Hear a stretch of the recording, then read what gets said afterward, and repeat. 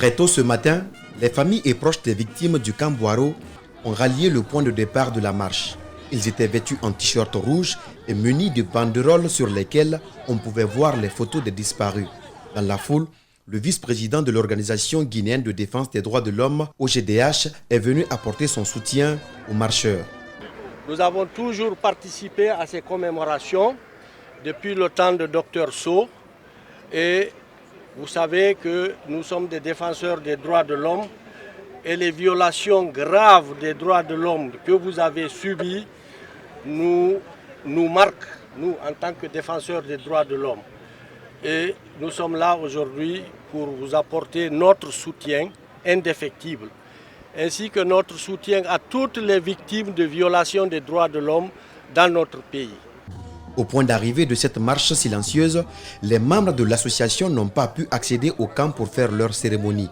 Sur place, le commandant du camp affirme avoir reçu les ordres de sa hiérarchie de ne pas céder l'accès aux membres de cette association. L'honorable Fodé Marega dit connaître l'ordonnateur de cette décision. Le ministre Diané, le ministre de la Défense, c'est lui qui a entraîné.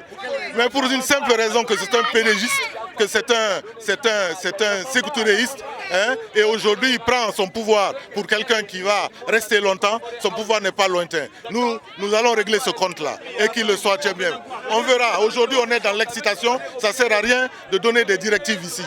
Pour montrer le caractère pacifique de leur marche, les organisateurs décident de trouver une autre façon de commémorer leur mort.